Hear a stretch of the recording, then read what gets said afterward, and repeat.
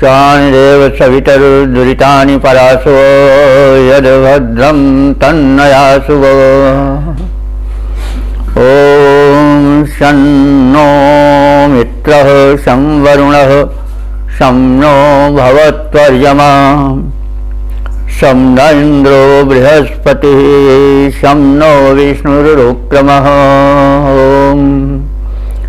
तेजोषि तेजोमयि ओजोषि ओजोमयि तमसो मा ज्योतिर्गमय मृत्योर्मा मृत्युं गमय असदो मा सद्गमय। वेद प्रेमियों, सुधी श्रोताओं, परम सौभाग्य का विषय है कि साक्षात परब्रह्म की वाणी ऋग्वेद के प्रथम मंडल के 55वें सूक्त की व्याख्या में प्रवेश करने हम सब जा रहे हैं। इस सूक्त में 8 मंत्र हैं और ये मंत्र जगती नामक छंद में निबद्ध हैं। मंत्र 40 हैं सव्य आंगिरस। सव्य उनका मूल नाम है, आंगिरस वे अंगिरा गोत्रोत्पन्न है, इसलिए पदवी रूप में लगाया गया है। देवता इंद्र हैं। इंद्र के विषय में हम सब बहुत कुछ जान चुके हैं। त्रिकालदर्शी मेधा, ऋषियों की मेधा ने जिस विश्व व्यवस्थापिका संचालिका परम शक्ति की परिकल्पना सर्वप्रथम की, उसने उसे इंद्र का नाम दिया। वही इंद्र भिन्न भिन्न धर्म संप्रदायों में भिन्न भिन्न नामों से पुकारा जाता रहा है। नाम कुछ भी हो, स्वरूप में अंतर नहीं पड़ता है। सूर्य को, चंद्र को, पृथ्वी को हम किसी भाषा में कुछ नाम दे दें, लेकिन उसके गुणधर्म में उस नाम के कारण परिवर्तन नहीं होगा। तो इंद्र पर काफी प्रकाश डाला जा चुका है। तो इस मंत्र के देवता हैं इंद्र, और इस मंत्र का शीर्षक होगा इंद्र का बल विक्रम लोकार्थ होता है। अब संबंधित मंत्र का पाठ हो जाए। ओम दिवश्चिदस्य वरिमा विपप्रथ इंद्रम नमह्ना पृथ्वी चनप्रति भीमस्तु विस्मांचर्षणिभ्य आतपः शिशीते वज्रम तेजसे न वंशगः।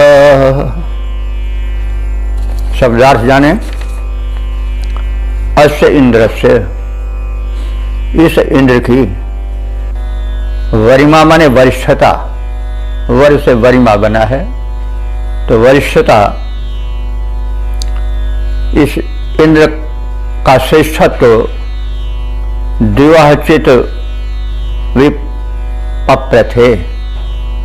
दिवाहचित माने द्विलोक से भी, विपप्रथे माने विस्तृत है, यानी उसकी सीमा नहीं है कि वह कितना महान है, कितना श्रेष्ठ है, और उसका विस्तार ही नहीं द्विलोक से अधिक है, बल्कि वो पृथ्वी चन, पृथ्वी से भी मंधा, माने अपनी महिमा में, अपने गुरुत्व में बढ़ करके है। तो इंद्रम न प्रति, इंद्र का कोई प्रतियोगी नहीं है, उसका कोई प्रतिमान नहीं है, उसे कोई पराजित नहीं कर सकता है, वो अपराजेय है। भीमा तविष्मान, और कैसा है? भीमा माने भयंकर, प्रबलतम, तविष्मान माने बलवान। त्विष या ताब शक्ति को कहते हैं, मान माने संपन्न, तो वह इंद्र प्रचंडतम शक्तिमान है और उसकी शक्ति अपने लिए नहीं है बल्कि लोकोपकार के लिए है। इस बात को आगे बताया जा रहा है कि उसका जो आतपा हमारे प्रताप है, तेज है, वह चर्षणीभ्य, चर्षणी कहते हैं प्रजा को, भ्या लगने से चतुर्थी है के लिए के अर्थ में, तो उस इंद्र का बल अपने लिए या अपने रक्षण के लिए या अपने किसी स्वार्थ पूर्ति के लिए नहीं है, बल्कि चर्षणीभ्य प्रजाओं के लिए,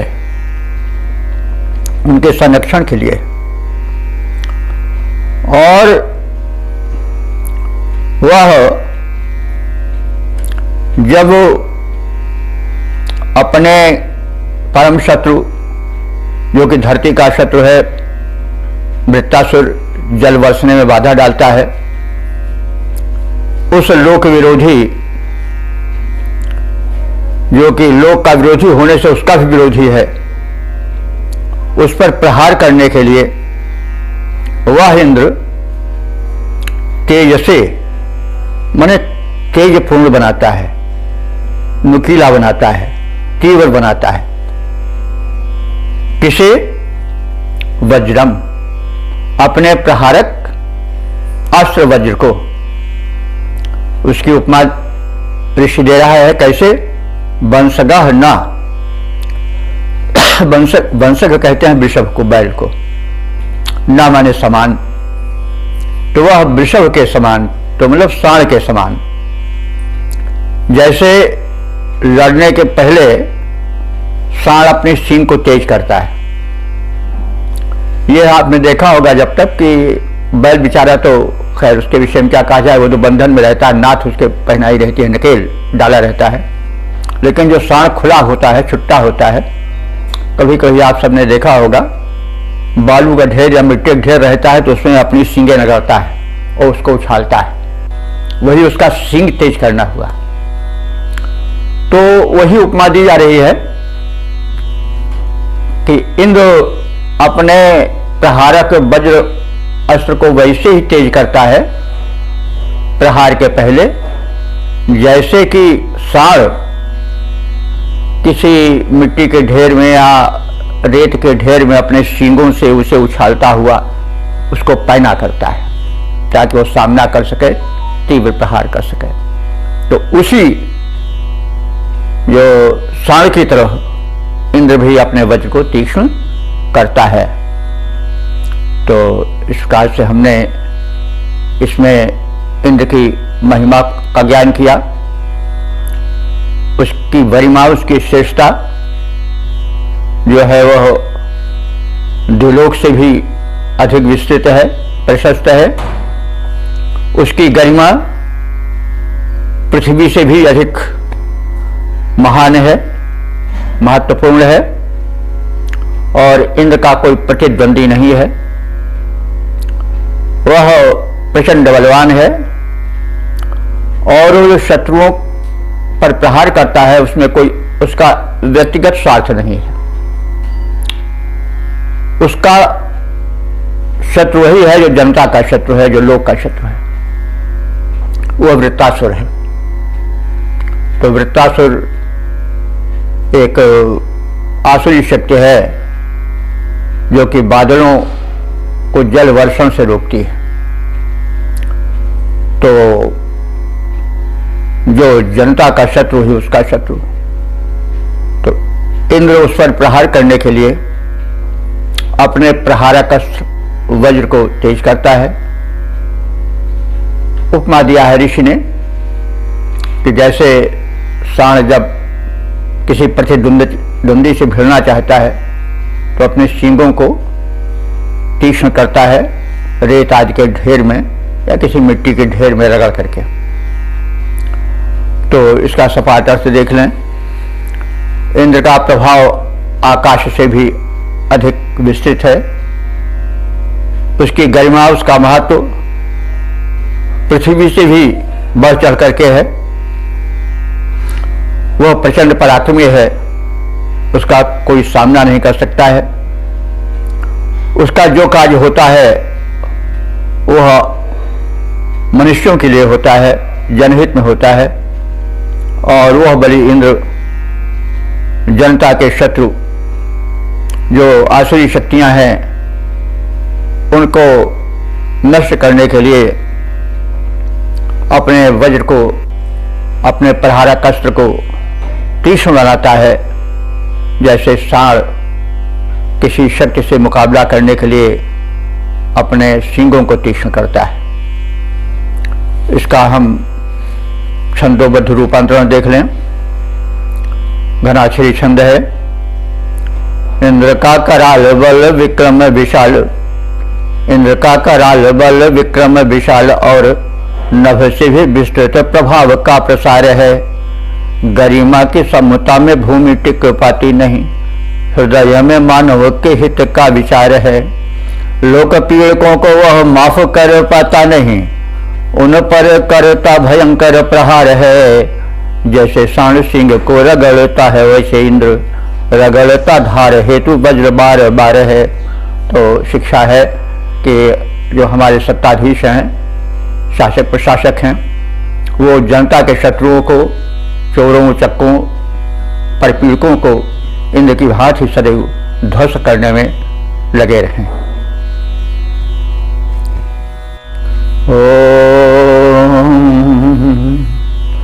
वेद प्रेमियों, सुधे श्रोताओं, संप्रति हम सब ऋग्वेद के प्रथम मंडल के 55वें सूक्त के दूसरे मंत्र की व्याख्या में प्रवेश करने जा रहे हैं। यह मंत्र जगती नामक छंद में निबद्ध है। मंत्र द्रष्टारिस सव्य आंगिरस हैं और देवता इंद्र हैं। इस मंत्र का शीर्षक है प्रशंसित बलधारी इंद्र। अब संबंधित मंत्र का पाठ हो जाए। ओम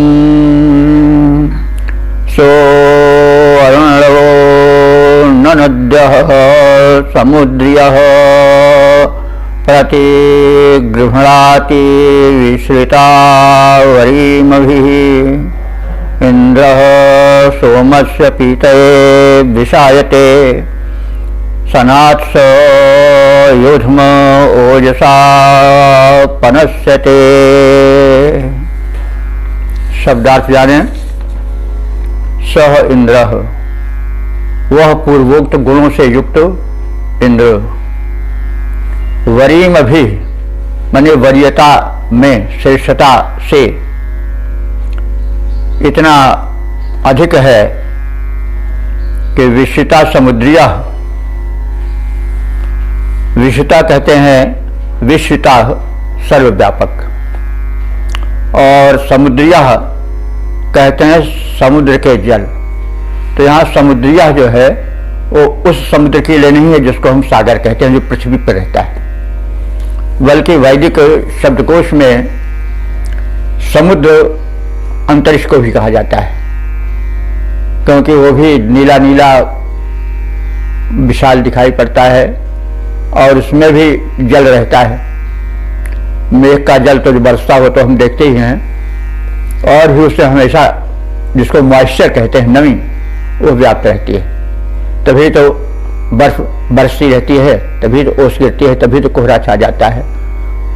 तो इंद्र का प्रभाव जो है वो अंतरिक्ष में व्याप्त सभी प्रकार के जलों पर है। वो जब चाहता है जनानुकूल वृष्टि कराता है, बर्फ आदि को भी गिराता है, सबकी आवश्यकता है तभी वो सब करता है। वो सारी भी यानी जो जल का अंतरिक्ष व्यापी रूप है वो सब इंद्र के अधिकार में है। तो इंद्र जो है वो व्यापक अंतरिक्ष के जलों का, उनके प्रवाहों का स्वामी है,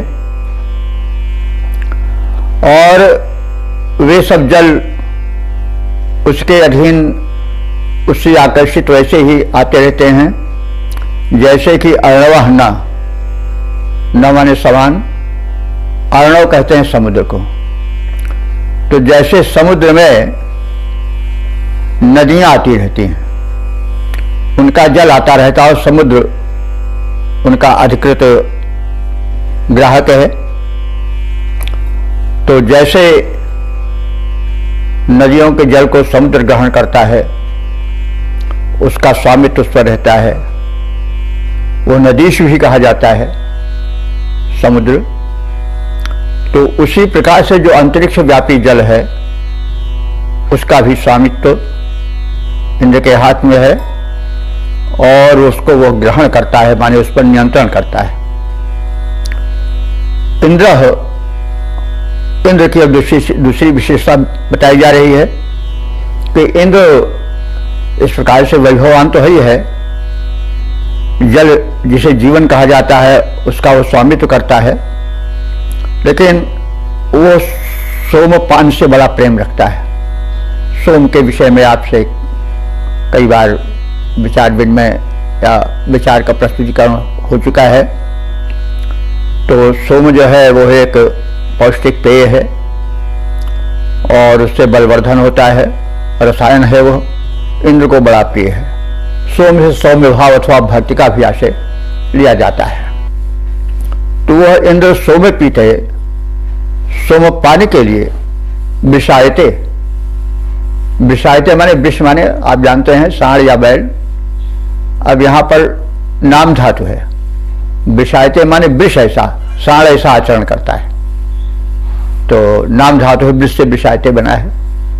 तो इंद्र जो है वो सोमपित है, सोमरस पान के लिए विषभूत आचरण करता है, यानी जैसे बैल, जैसे सांड दौड़ पड़ता है बेरोक टोक रफ्तार से, वैसे ही इंद्र सोमपान के लिए अपने को रोक नहीं पाता है, क्योंकि उसका बड़ा प्रेमी है। तो वह सोमपानार्थ विषभ बन जाता है। और युद्धमः सह, वह योद्धा, युद्धमः माने योद्धा, सह माने वह इंद्र जिसकी विशेषताएं बताई गई हैं, वह प्रबल योद्धा है और उसका यह योद्धत्व पराक्रम सनात माने सनातन काल से है, आज ही हो रहा हो ऐसी बात नहीं है, आज युग से उसका यह पराक्रम देखा जाता रहा है, उसकी यह प्रवृत्ति देखी जाती रही है। ओजसा पनस्यते, और इंद्र पनस्यते माने प्रशंसित है, स्तुत्य है, उसका गुणगान गाया जाता है। तो ऐसे ही नहीं, ओजसा, उसमें इतना ओज तेज है कि उससे प्रभावित होकर के जनमंडल उसकी कीर्ति का गुणगान करते हैं। तो इस प्रकार से इंद्र समर्थ है। इंद्र जो है वह जो जीवन है, जल है, उसका संरक्षक है। वो सौम्य भाव, भक्त भाव अथवा पौष्टिक रसायन तुल्य पेय सोम का बड़ा प्रेमी है। और इतना प्रेमी है जैसे बैल सांड दौड़ पड़ता है, और सांड काफी विस्तृत उदर वाला होता है, यानी भरपूर छक करके पीता है सोम। और इंद्र का बड़ा महत्व है, ऐसे ही नहीं, उसमें प्रबल शक्ति है और वह लोकहितार्थ सनातन काल से अपनी शक्ति का प्रदर्शन करता रहा है। तो इस प्रकार से हम सपाट रूप में एक बार फिर देख ले अर्थ, इंद्र अपनी श्रेष्ठता के प्रभाव से अंतरिक्ष के सर्वव्यापी जल प्रवाह को वैसे धारण करता है जैसे नदियों के प्रवाहों को समुद्र धारण किए रहता है। इंद्र सोमपान के लिए वृषभ बन जाता है। वो सोमपान का प्रबल इच्छुक है। इंद्र योद्धा है, परम पराक्रमी है और उसका यह पराक्रम अनादिकाल से देखा जाता रहा है और इसके लिए वो अनादिकाल से प्रशंसित होता रहा है। और घराक्षरी छंद में इसका रूप देख लें, जैसे इंद्र श्रेष्ठ वैसे उसका प्रभाव श्रेष्ठ, जैसे इंद्र श्रेष्ठ वैसे उसका प्रभाव श्रेष्ठ अंतरिक्ष वारिका विशेष अधिकारी है। अंतरिक्ष निर्धार धारता उसी प्रकार जैसे सिंधु धारता नदी प्रवाह भारी है। सोमपान की महान चाह उस बोर वह दौड़ता विषभ के समान वज्रधारी है। निज ओज तेज हेतु इंद्र सुप्रशंसित है। तथ्य सुप्रसिद्ध जान चुकी सृष्टि सारी है। तथ्य सुप्रसिद्ध जान चुकी सृष्टि सारी है।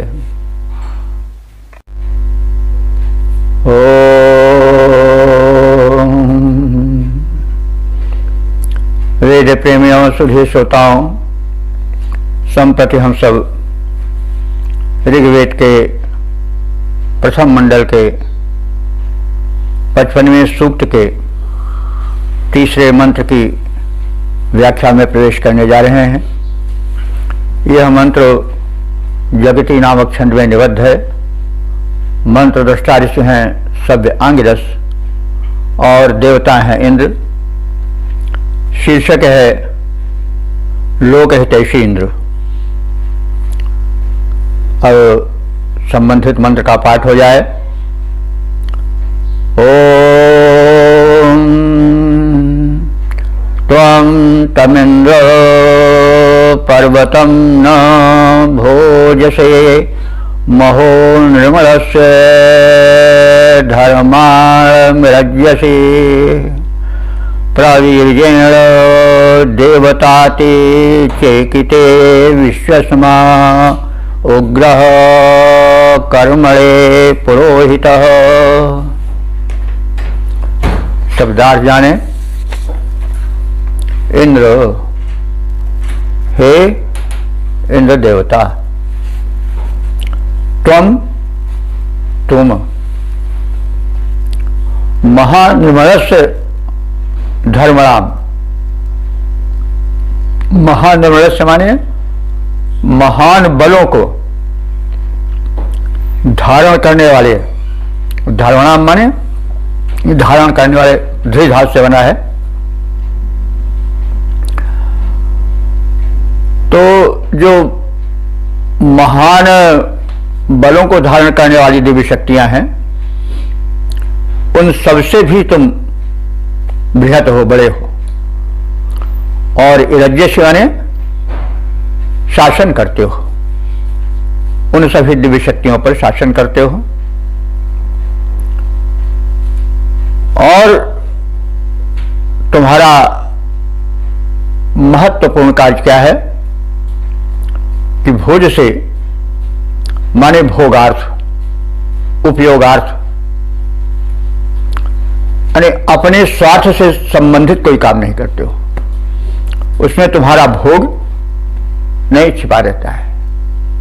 यह तो आप सब जान ही चुके हैं कि देवता कभी किसी से कुछ लेते नहीं, सबको देते ही हैं। देव शब्द का अर्थ है दानात, दीपनाथ, द्योतनाथ। वाह! तो जो प्रदान करे, जो प्रकाश दे, जो अंधकार हरण करे, वही देव है। जो लेव है वह देव नहीं है। तो वो तो देता ही रहता है। और जितनी शक्तियां सब देती रहती हैं, लेकिन उनमें जो सर्वप्रधान शक्ति है वह इंद्र है, क्योंकि शक्तियों का स्वामी देवेंद्र ही है इंद्र। तो इंद्र की महत्ता को बताया जा रहा है कि वह भोगार्थ, भोज से कोई कार्य नहीं करता है। सबसे बड़ा उसका कार्य है मेघों के अनावृष्ट के अवरोध को हटाना, उस अवरोधक शक्ति वृत्तासुर को पराजित करना अथवा संहार करना। तो तम पर्वतम न, तम माने उस, पर्वतम माने पर्वताकार मेघ को। देखिए बंधुओं, पर्वत तो पहाड़ हम जानते ही हैं, मेघ को भी वैदिक भाषा में पर्वत कहा गया है, क्योंकि वो भी परतदार होते हैं। पहाड़ भी नतोन्नत होते हैं, वैसे मेघ भी नतोन्नत होते हैं और परत पर परत उनकी जमी रहती है। तो वो पर्वतवत मेघों को नहीं अपने भोगार्थ प्रहारित करते हैं या वर्षने के लिए प्रेरित करते हैं। उग्रह उस परम प्रचंड इंद्र का विश्वस्मय कर्मणे सभी प्रकार के कर्मों में पुराहिता आगे स्थापित किया जाता है। तो भाई किसी की पूजा होती है तो उसके गुण के कारण होती है नहीं। तो इंद्र के वैशिष्ट को लोकोपकारी प्रवृत्ति को बताने के पश्चात ऋषि कह रहा है कि इन्हीं अपनी लोकोपकारी प्रवृत्तियों और पराक्रम के कारण उस प्रचंड पराक्रमी इंद्र को संपूर्ण शुभ कर्मों में अग्रगणी आगे स्थापित किया जाता है। यह आज भी खैर इंद्र का आहुत के समय ओम इदम इंद्राय इदम नमम ओम इंद्राय स्वाहा कहा जाता है, लेकिन किन्हीं कारणों से इंद्र की उस दिव्य शक्ति को दूसरा नाम दे दिया गया और लोग भूल गए कि इंद्र प्रथम कल्पित शक्ति है सृष्टि की संचालिका। खैर इसको हमने कभी प्रसंग पर बताया भी है विस्तार के साथ, जो नहीं देखे होंगे उसको देख लेंगे। तो इंद्र जो है परम शक्तिमान है, उसका प्रत्येक कार्य लोकहित में होता है और इसी कारण वो पूज्य है। और वह देवता की जो दिव्य शक्तियां हैं जिन्हें देवता कहा जाता है, उनसे वो अति है। अति माने अतिशय बढ़ करके। क्यों बढ़ करके है? बल पराक्रम में भी और परोपकार में भी, लोकोपकार में भी। इसी कारण वो अग्रगण्य है, अग्र पूजा पाता है, वो सब देवताओं से बढ़ चढ़कर है। तो इसमें संदेश हम देख सकते हैं कि जो सत्ताधीश लोकोपकारी होते हैं वो पूजा पाते हैं। मान और पूजा भीख मांगने से नहीं मिलता है, वो कर्मों से मिलता है। तो इस प्रकार से शिक्षा मिलती है कि जो व्यक्ति लोकोपकारी होगा, पराक्रमी होगा, उसे अग्र पूजा दी जाएगी। सिंह स्वयं अपने पराक्रम से सिंह बनता है, उसका राज्याभिषेक वन में नहीं किया जाता है।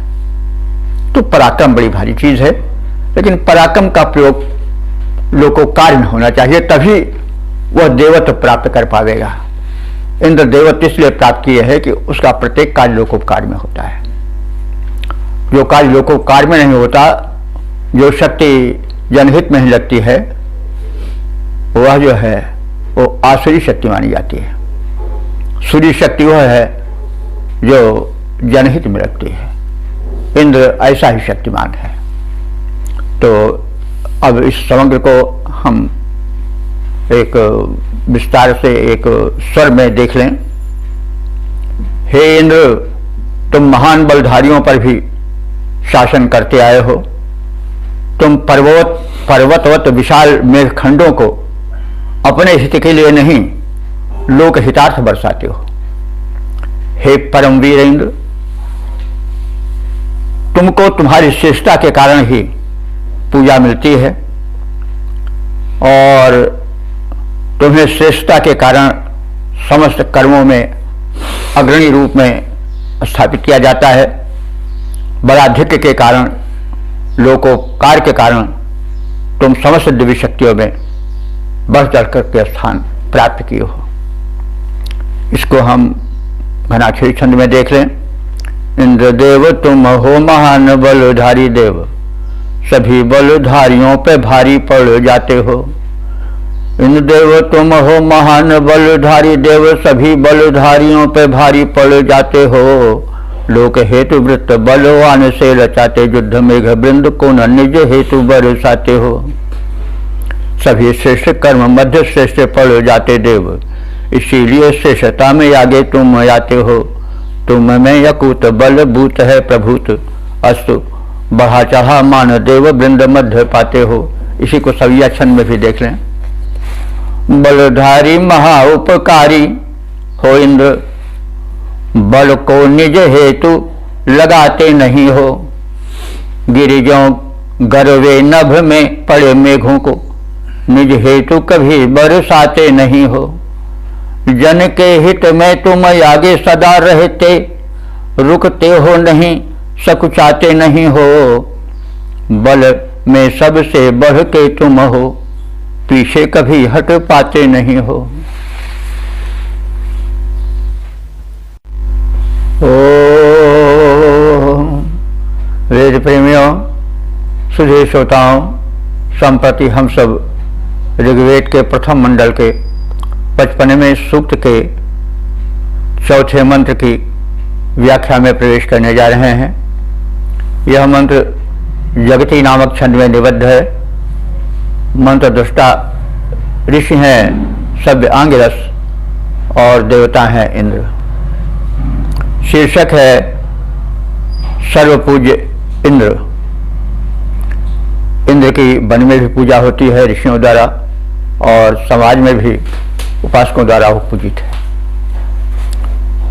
अब इस मंत्र को भी पाठ कर लें, जो कि कथित अर्थ को प्रदान करने वाला है। स इद्वने नमस्भिर्वचस्यते चारु जनेषु पब्रुवाण इंद्रियं। वृषा छंदुर्भवति हरियतो वृषा क्षेमेण धेनां मघवा यतिन्वती। शब्दार्थ जाने। जनेषु, जनेषु माने मनुष्यों में, उपासकों में। इंद्रियम, इंद्रिय तो आप लोग जानते हैं, लेकिन इंद्रिय क्यों कही जाती है इसको यहां जानना आवश्यक है। इंद्रिय ही शरीर का बल है। अभी कोई इंद्रिय न रह जाए, चाहे कर्म इंद्रिय चाहे ज्ञान इंद्रिय, तो मनुष्य क्षीण हो जाता है। नेत्र न रहें, कान न रहें, हाथ पैर सलामत न रहें, यानी कोई भी इंद्रिय अगर क्षीण हो जाती है तो बलहीन व्यक्ति हो जाता है। तो इसलिए इंद्रिय बल है। तो यहां पर बल के अर्थ में इंद्रिय का प्रयोग हुआ है। तो जनेषु, मनुष्यों में, इंद्रियम माने अपने बल को, प्रब्रुवाणा प्रकट करता हुआ, ब्रू धातु है, बोलता हुआ, कहता हुआ या प्रकट करता हुआ। चारु माने सुंदर। सह इत, सह माने वह, इत माने ही, यानी वही ही इंद्र। वने माने वन में, नमस्य भी नमन करने वालों द्वारा। वन में कौन रहते हैं? जो जिन्हें इंद्र नमन करता है ऋषि मुनि रहते हैं। तो वन में निवास करने वाले तपोधन ऋषि मुनियों द्वारा भी इंद्र का नमन होता है। और वचस्यते माने वह स्तुति वचनों द्वारा प्रशंसित होता है वन में भी। और यत माने जब, वह इंद्र, कैसा इंद्र? वृषा, वृषा माने बलवान, और मघवा माने ऐश्वर्यवान। जब वह बलवान और ऐश्वर्यवान इंद्र, क्षेमेण माने सुखपूर्वक, कुशलतापूर्वक, धेनाम माने स्तुतियों को, इन्वंति माने सुनता है, इन्वति माने सुनता है। तो फिर वह वृषा माने कामनाओं की वर्षा करने वाला, पूर्ण करने वाला इंद्र। हरियतः माने धन की कामना करने वाले की। इंदु माने प्रसन्नता या छंदु। इंदु माने होता है प्रकाशक, सुख देने वाला, और छंदु माने होता है छंद का विषय बनने वाला, यानी प्रार्थना का विषय बनने वाला और प्रसन्न करने वाला हो जाता है। इसमें यह बात बताई गई है कि इंद्र इतने बढ़े चढ़े गुण वाला है, लोकोपकारी है, शक्तिमान है, शक्तिशाली है कि जब वो वन में जाता है तो मुनिगण उसकी पूजा करते हैं, ध्यान उस पर केंद्रित करते हैं, उसकी प्रशंसा करते हैं। और जब वो समाज में आता है तो वह बलवान और ऐश्वर्यवान इंद्र समाज के अपने उपासकों द्वारा पूजा जाता है और उनके द्वारा अपनी स्तुति सुनता है, महिमा का श्रवण करता है। वह इंद्र वासनाओं की वर्षा करता है। वासनाओं मतलब यहां समझिए कामनाओं,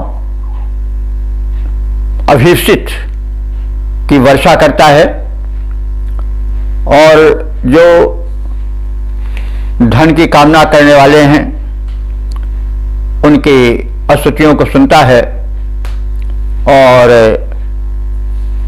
उन्हें प्रसन्न कर देता है अपने अनुदानों द्वारा। इस मंत्र का हम सपाट अर्थ जान लें। इंद्र ही समाज में मनुष्यों में अपने बल का अनुभवन कराता है और वन में वानप्रस्थियों, ऋषियों, मुनियों द्वारा पूजित और प्रशंसित होता है। धनवान और बलवान इंद्र विनयशीलों की, उपासकों की स्तुतियों से प्रसन्न होता है और उन्हें अभीष्ट अर्थात मनचाही वस्तुओं को प्रदान करता है। इसका हम पद्य रूपांतरण देख लें। इंद्र धनवान और बलवान, इंद्र ही सबका ध्येय महान। इंद्र धनवान और बलवान, इंद्र ही सबका ध्येय महान। वही पूजित यजमानों में शक्ति अपनी दिखलाता है, वही वनवासी मुनियों मध्य ध्यान में पूजा जाता है। सभी पर होता वही प्रसन्न, अभीप्सित करता उन्हें प्रदान। इंद्र धनवान और बलवान, इंद्र ही सबका ध्येय महान। इसी को हम घनाक्षरी छंद में भी देख लें। इंद्र धनवान बलवान कीर्तिमान यस्तु, जब वह समाज में बल दिखलाता है, जन जन होता है प्रभावित सुरेंद्र द्वारा। घर घर इसी हेतु इंद्र पूजा पाता है। वनवासी ऋषि मुनि, वनवासी ऋषि मुनियों के मध्य इंद्र ही तो ध्येय बना, ध्यान मध्य ऋषियों के आता है। गुणगान से प्रसन्न हुआ इंद्रदेव, देखो वांछित प्रदाता चारों ओर पूजा जाता है। वांछित प्रदाता चारों ओर पूजा जाता है।